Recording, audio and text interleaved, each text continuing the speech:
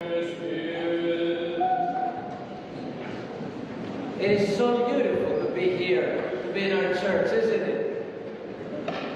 Sometimes when we come to church and we just let it all immerse within us, all this experience, the chanting, the incense, the sacraments, the prayer, sometimes we feel so empowered, so at ease, so peaceful.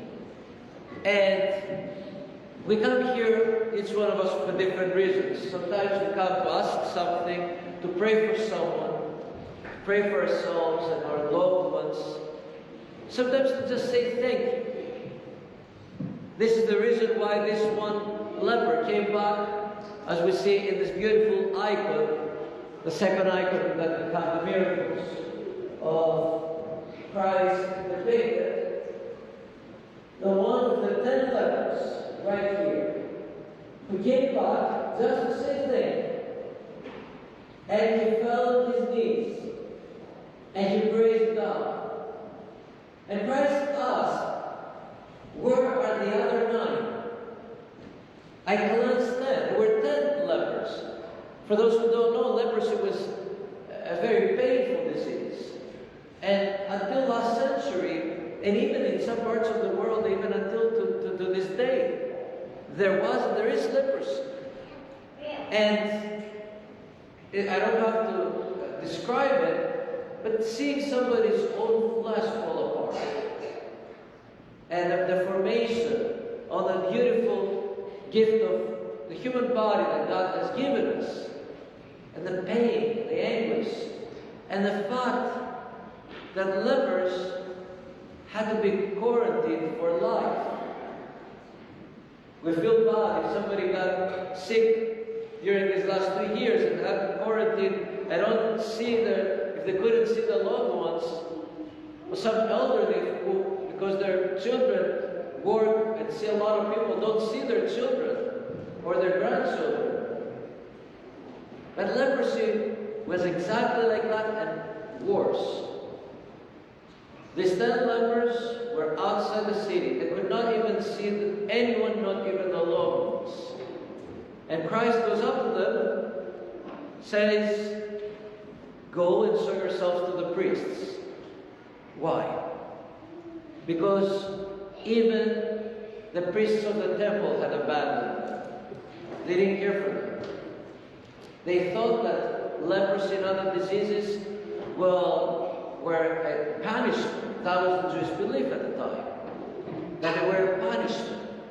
Either them or their parents did something bad, and that's why they had this debilitating disease. And Christ tells them, go back, show yourselves to the priests. As they went back, immediately they were cleansed. What a miracle. Can you imagine seeing this? All these miracles, Christ walking on the water, amazing. Christ curing the paralytic who stood up and walked, amazing. The blind man, amazing. But imagine seeing somebody's own flesh being recreated. Someone literally being reborn. His own body that was falling apart, that was full of sores and wounds and terrible. I can't even imagine how bad it looked, to grow back to health. And out of this 10, one, just one, came back to say thank you. Christ asked, where are the other 9? And maybe he wonders the same, the Lord. Maybe he asks the same when he looks at the pews every Sunday. Maybe Christ asks, where are the other 90%? I give everyone food. I give everyone good things, blessings. Where's the thank you? And especially when you know that being in the presence of God is and feels so good. Tomorrow the church honors and celebrates St. Anthony, who wanted so much to be close to God that he left everything behind at the age of 20. And although he was rich, from a rich family, when he lost his parents, he removed himself to the desert and dedicated his life in prayer and guided a lot of people, helped a lot of people. Of course, many of his children became saints, including St. Seraphim, St. Athanasius, who celebrated on Tuesday, and many others, St. Evdokius. Actually, St. Evdokius, he was taking care of a leper for 40 years. You see the opposite of what happened in today's gospel. The church has to be close to the people who are sick and ill, and take care of them, and pray for them. And the doors of the church to be open for everyone, no matter what they've done or where they're from. So, St. Evdokius was taking care of a leper for 40 years. And that elderly leper was a difficult man. He was always complaining. He was always critical. He was always aggressive, angry. Maybe it was the illness, maybe it was other things. But he was always causing friction. So one day, St. Evdokius couldn't take it anymore. He goes to St. Anthony in the desert. He says, I came here to find some peace and quiet and pray. I can't even pray. That man is making my life miserable. I've been taking care of him for 40 years. I haven't heard a thank you. St. Anthony goes, 40 years, you're getting a great reward, a great mistos, great spiritual remuneration. Are you going to give it up now on the last days? So he went back. He took care of that elderly man. The elderly man passed away that week, 3 days later. It was a good thing that St. Anthony guided him back. And then St. Evdokius passed away the following week. And he became one of the saints. St. Anthony also sometimes would say jokes and he would humor with the brotherhood of the other monks. So one day there was a hunter who was out there in the desert looking for animals to hunt. And he saw St. Anthony joking with them, and he got scandalized. He's supposed to be a great saint. He's not serious. He's making jokes. He's laughing. They're laughing. Why? So St. Anthony recognized the thoughts that this person had in his mind. He calls him in. He says, let me see your arrow and your bow, your bow. So he takes the bow, like, okay, now, stretch the bow, put the arrow in and stretch it. And he did that. No, stretch it more, he goes. He stretched it more. No, stretch it even more. Because if I stretch it anymore, it's going to break. Exactly, he said. God gave us laughter so we don't break. God gave us humor so we don't break. Sometimes we have to loosen up things. And even the greatest of the saints, they allow themselves to humor. They even said sermons with an anecdotal way so that they can be approachable and relate to the children, to the elderly, to the young couples, to everyone. St. Anthony, I love his writings, although he was illiterate. There are some writings with his didachi, with his teachings. And I love reading about the one writing, the one of his teachings that made reference to virtue. He said, virtue is like jewelry. You can put a diamond, which is a small thing, on a simple piece of clothing, a simple person, and all of a sudden, this becomes elaborate. That's how virtue is. You can do a small thing, and you can become elaborate in the eyes of God. But he also saw a lot of traps and a lot of attacks from the evil one. A lot of machinations from the evil one. And he said, I wonder sometimes, with the evil one never sleeps. He'll make every effort possible to take us down, for us to lose our souls. He will not sleep until we lose our souls. He said, with all these traps that he sends for us, who can be saved? And his angel told him, God gave us humility.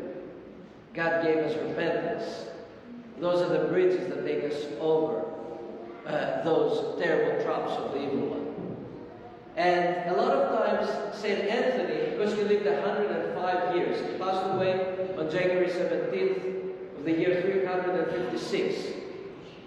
And a lot of times he helped the church through tribulations. He was 90 years old when he went to Alexandria to preach and help against Arianism, against the heresies. He also guided great hierarchs, like I said before, St. Athanasius, or even emperors, and the children of St. Constantine the Great, who was their spiritual advisor. And he also helped people in times of despair, who would come out into the desert and see him and seek his counsel, his advice. And I ask you to, when you find a moment, look at his story, look at his teachings. There's so much to learn from St. Anthony, who was called the professor of the desert. Although he didn't have any PhDs or any dissertations, he was wise. One of the things he said, I take it to heart, because he talked often about wisdom, about foolishness, about the logical entities of a human being. And he said there will come a time when the irrational people will be so many in the world that whoever is rational will be called crazy. And of course, it doesn't take long for us to realize what time he's talking about. And he was many times, he was talking about how difficult it is for us to do the rational thing. He said animals don't have to do the rational thing, they just have their instinct. Our main discerning factor that separates us from animals is that we have rational entities.